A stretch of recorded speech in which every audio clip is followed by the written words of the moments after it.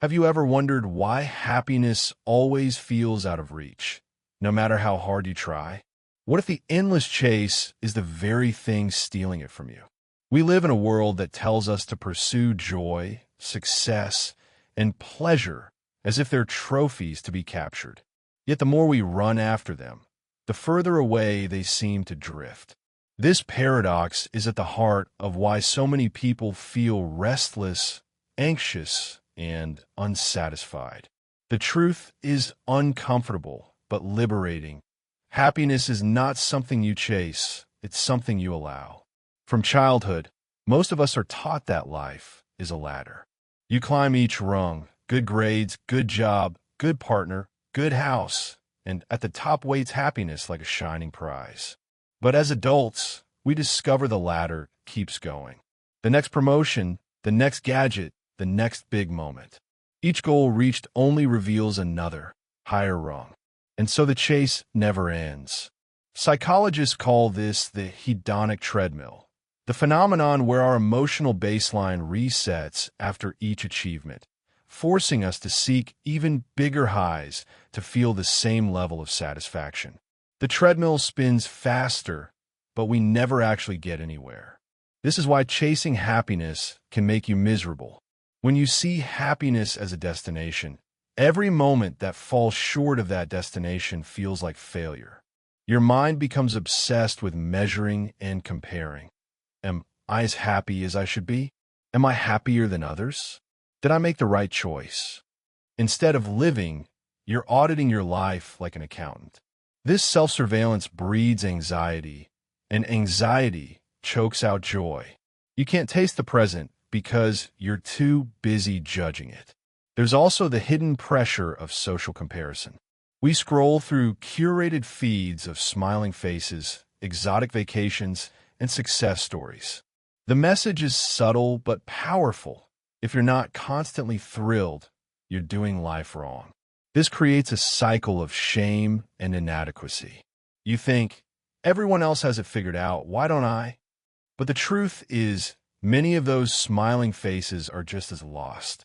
They're also chasing. They're also tired. The problem isn't you. It's the myth of happiness as a chase. Philosophers have wrestled with this for centuries. The Stoics taught that external events are beyond our control, and true tranquility comes from aligning our desires with reality. The Buddhists taught that craving is the root of suffering and that letting go is the path to peace. Even modern psychology echoes these ancient truths. Studies show that people who focus on meaning, connection, and presence report higher well-being than those who focus purely on pleasure or achievement. In other words, happiness is a byproduct of living in alignment with your values, not a prize at the end of a race. But why is this so hard to accept? Because our culture glorifies control. We're told to hack our minds, optimize our routines, and manifest our desires. We're told that if we just work hard enough or think positively enough, we can engineer a permanent state of bliss. When reality inevitably fails to deliver, we blame ourselves. This self-blame deepens the misery. It's not just that we're unhappy, it's that we think being unhappy is our fault. To step off the treadmill, we need to shift our perspective. Imagine you're holding a butterfly. If you grip it tightly, you crush it. If you hold your hand open, it may land and rest. Happiness is like that butterfly. It visits when you create space, not when you clench your fist. This doesn't mean giving up goals or ambition. It means not tying your sense of worth to the outcomes of those goals. It means learning to savor moments without demanding they make you happy. Consider the difference between pleasure and fulfillment. Pleasure is like sugar, intense but fleeting. Fulfillment is like nourishment, subtle but sustaining. When we chase happiness, we often confuse the two. We binge on experiences, purchases, or validation, hoping for a lasting high. But real well-being comes from depth, not intensity. It's found in meaningful work, authentic relationships, and inner peace. These can be cultivated, but not forced. Another key shift is to embrace negative emotions rather than fear them. Ironically, trying to avoid sadness, anger, or boredom makes them stronger. They become forbidden zones in your psyche. But when you allow them, they move through you and pass. This emotional openness makes room for genuine joy. As psychologist Carl Rogers said, the curious paradox is that when I accept myself just as I am, then I can change. The same applies to happiness. When you stop demanding it, you create conditions for it to grow. Think of a time you were unexpectedly happy, a quiet morning, a shared laugh, a moment of awe. Did you plan it? Did you chase it? Or did it arise naturally when you were present? Most people realize that their happiest moments were not scheduled milestones, but spontaneous experiences. This is the hint life gives us. Happiness emerges from presence, not pursuit. Even neuroscience supports this. The brain's reward system lights up not just when we receive a reward, but when we anticipate one. That anticipation can keep us hooked, like a gambler pulling the lever again and again. But the brain's default mode network, associated with rumination and self-referential thinking, quiets down during mindfulness, flow, or deep connection. These states, which are not about chasing, but about being, correlate with increased well-being. So the science agrees with the sages. Stop running and start noticing. All of this may sound abstract, but it has practical implications. You can begin by questioning the stories you tell yourself. When you catch yourself thinking, "I'll be happy when," pause. Ask, "What can I appreciate now? What meaning can I create here?" Gratitude is not just a cliche. It's a neurological reset. It shifts your focus from scarcity to abundance. It trains your mind to see what's already present instead of what's missing. You can also practice reframing discomfort. Instead of seeing setbacks as proof of failure, see them as part of the texture of life. Every meaningful path includes pain, uncertainty, and effort. If you accept this, you suffer less. You stop seeing negative emotions as signs you're off track and start seeing them as evidence you're alive. This acceptance paradoxically increases your capacity for joy because you're no longer fighting half of your experience. Finally, cultivate moments of stillness. In our noisy world, stillness is a radical act. Sit without a screen. Walk without a podcast. Breathe without a goal. In these moments, your nervous system resets. You remember you are not just a bundle of cravings and fears, but a conscious being capable of witnessing life. This witnessing itself is deeply satisfying, even if it doesn't feel like fireworks. Over time, it becomes a quiet, steady joy, the kind that can't be chased because it's already here. When you start to see happiness not as a target, but as a climate you cultivate, everything shifts. You no longer approach life as a hunter stalking prey, but as a gardener tending soil. You plant actions aligned with your values, water them with attention, and let results unfold. Some seasons bring flowers, others storms, but your focus stays on the tending, not on demanding. This mindset transforms your relationship with success, relationships, and even your own mind. You stop bargaining with life, "I'll be happy when you give me this," and start partnering with it, moment by moment. One of the most powerful shifts you can make is from seeking to serving. People who orient their lives around contribution, whether through their work, art, or relationships, consistently report deeper well-being than those who focus only on personal gain. This doesn't mean self-neglect. It means recognizing that your life is part of a larger web. When your actions are expressions of care, creativity, or justice, they carry intrinsic meaning. Meaning anchors you when pleasure fluctuates. Meaning is immune to the hedonic treadmill because it's not about intensity. It's about connection and purpose. Another overlooked element of authentic happiness is self-compassion. When you're caught in the chase, your inner critic can become brutal. It whispers, "You're not doing enough, you're falling behind, you're failing." This voice thrives in a culture of constant comparison. Practicing self-compassion is not indulgence, but sanity. It's telling yourself, "I'm human. My worth isn't measured by my mood or my achievements."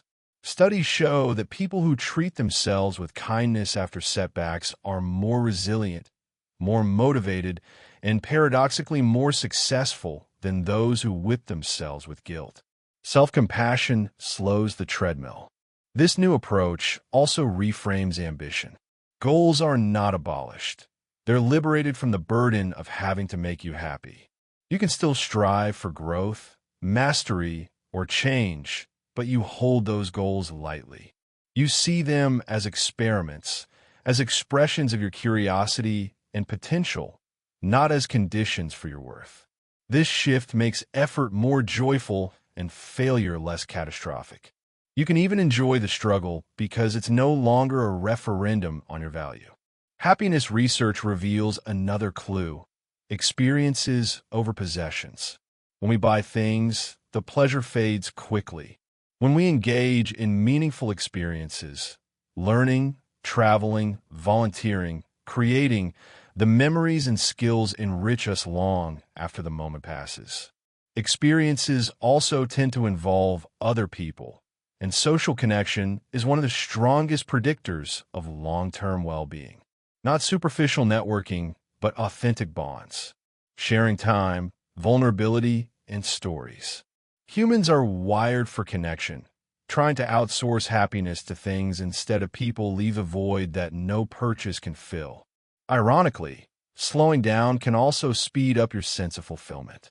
When you practice mindfulness, meditation, or simply undistracted presence, you stop slicing your day into good and bad parts. You begin to experience even mundane tasks, washing dishes, walking to work, waiting in line, as opportunities to return to yourself. This doesn't magically erase pain or stress, but it dissolves the secondary suffering of resistance. You're no longer running from a moment, so the moment softens. And in that softness, small joys reveal themselves. Another important dimension is gratitude in adversity. It's easy to be grateful when everything goes your way. The deeper practice is to find gratitude even in struggle, not gratitude for the pain itself, but for the growth, empathy, or insight it can produce. This perspective doesn't romanticize hardship. It gives you agency within it. You're not a passive victim of circumstances, but an active participant in meaning-making. Viktor Frankl, who survived concentration camps, wrote that everything can be taken from a person except the freedom to choose one's attitude. That freedom is the seed of unchaseable happiness. Look also at how you talk about your life. Language shapes perception. Instead of "I have to," try "get to." Instead of "I'm behind," try "I'm learning." These small shifts are not gimmicks. They're cognitive openings. They weaken the rigid narratives that trap you in dissatisfaction.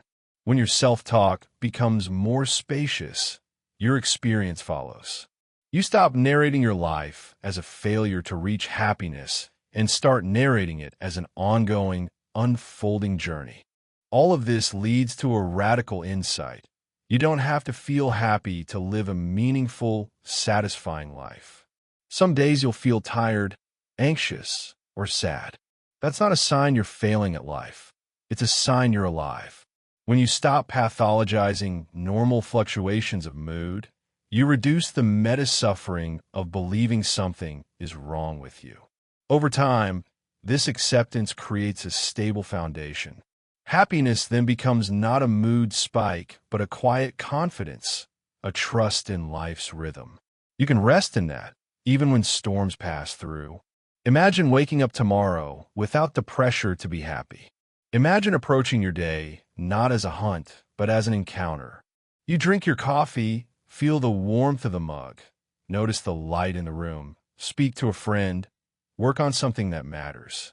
You're not grading these moments. You're living them. Ironically, this is when real joy sneaks in.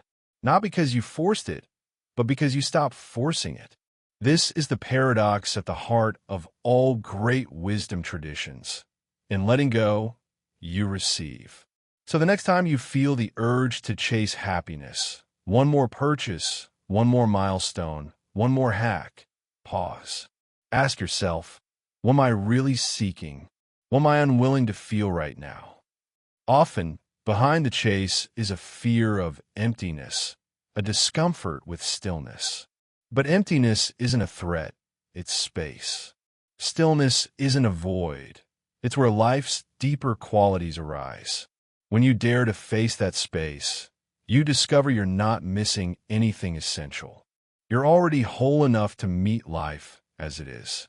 If you integrate these shifts, presence over pursuit, meaning over pleasure, self-compassion over self-criticism, you start to live from a different center.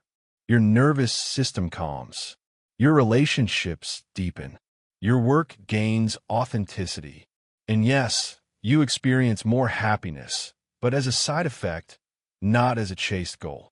This happiness is less like fireworks and more like a hearth fire, steady, warm, and enduring. It's the kind of joy that can accompany you through ups and downs because it's woven into how you live, not what you get. Now it's your turn to reflect. Have you noticed how chasing happiness has shaped your own life? What practices or perspectives have helped you step off the treadmill? Share your thoughts in the comments below. Your story might be exactly what someone else needs to hear today. And remember, real change starts not with a perfect plan, but with a single decision to see life differently. If this message resonated with you, give this video a like and subscribe to the channel for more insights on living with depth, clarity, and freedom. Together, we can build a community where happiness is not a prize, but a shared presence.